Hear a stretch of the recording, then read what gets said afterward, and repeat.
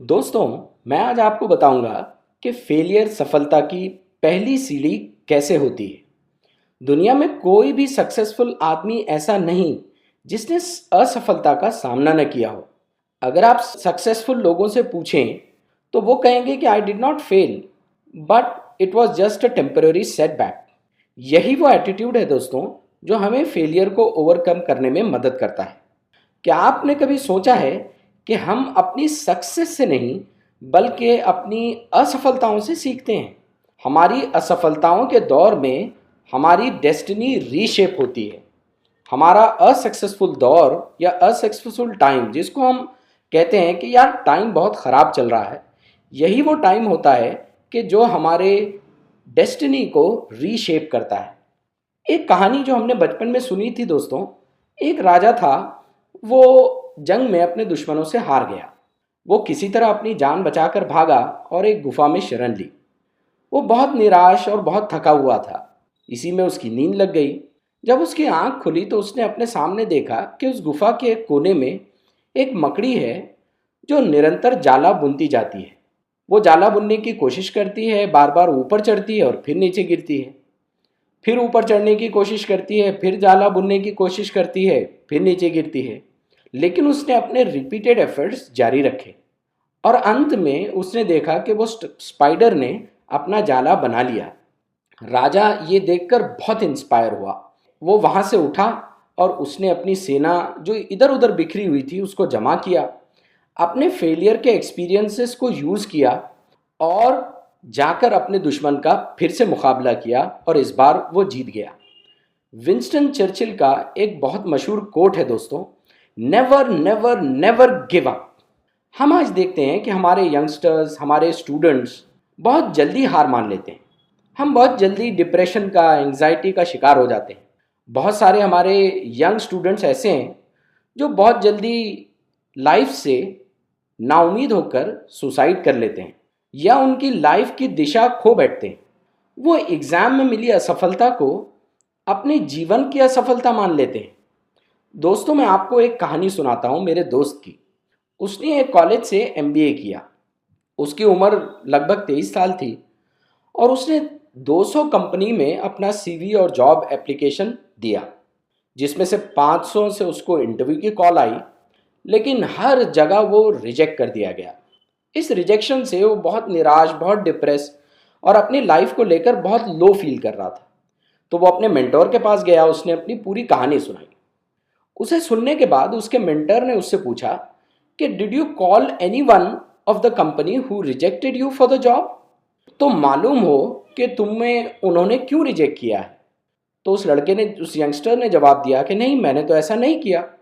तो उसके मेंटर ने उससे कहा, तुमने सीखने के 50 मौके गंवा दिए। ये सुनकर वो बहुत आश्चर्यचकित हुआ। उसके मेंटर ने उसको एक नुस्खा दिया। उससे कहा कि अब तुम रोज कल से 5 कंपनियां डेली विजिट करोगे, अपना सीवी दोगे और जॉब इंटरव्यू के लिए अप्लाई करोगे। जिस कंपनी में तुमको जॉब इंटरव्यू के लिए बुलाया जाए और तुम रिजेक्ट हो जाओ, तो वहाँ तुम मैनेजर से या एचआर से ये पूछोगे कि तुमको रिजेक्ट करने की वजह क्या थी। उसने ये काम करना शुरू कर दिया और धीरे धीरे जैसे जैसे वो पूछता गया, उसको अपने बारे में और अपनी गलतियों के बारे में, फेलियर्स के बारे में नई नई चीज़ें मालूम होने लगी। और धीरे धीरे इस नए सीखने के प्रोसेस में उसको मज़ा आने लगा। सिर्फ एक वीक के अंदर उसने अपना सीवी 3 बार अपडेट किया दोस्तों, और फाइनली उसको एक जगह 8,000 की जॉब ऑफर हुई।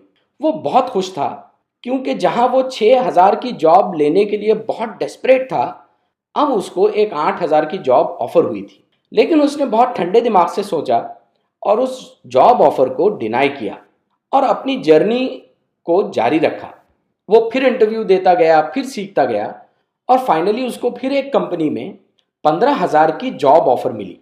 जब उसको ये जॉब ऑफर की गई तो उसने मैनेजर से पूछा कि ये जॉब ऑफर आपने मुझे क्यों दी है?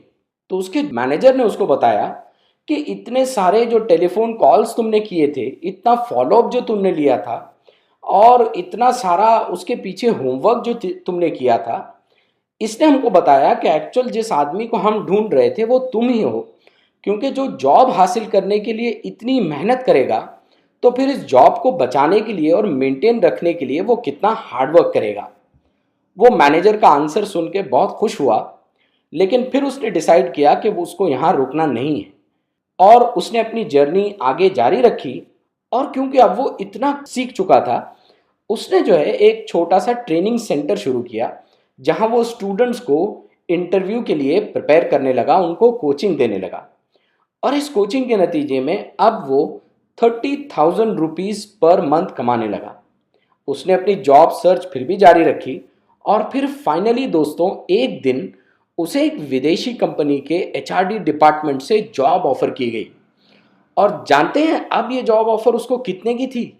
अब ये जॉब ऑफर उसको 1 लाख रुपीस पर मंथ की थी। कहानी से दोस्तों हमको यही सीखने को मिलता है कि हम अपने फेलियर्स को अपनी सफलता की सीढ़ी कैसे बना सकते हैं। दोस्तों हमेशा याद रखिए, experience is not what happens to you but what you do with what happens to you. यही वो कुंजी है जिससे सक्सेस का ताला खुलता है। दोस्तों हम आशा करते हैं कि आपको हमारा ये वीडियो पसंद आया होगा, तो आप इस वीडियो को लाइक करें, हमारे चैनल को सब्सक्राइब करें और नोटिफिकेशन के बेल आइकन को ज़रूर दबाएं। Thank you very much.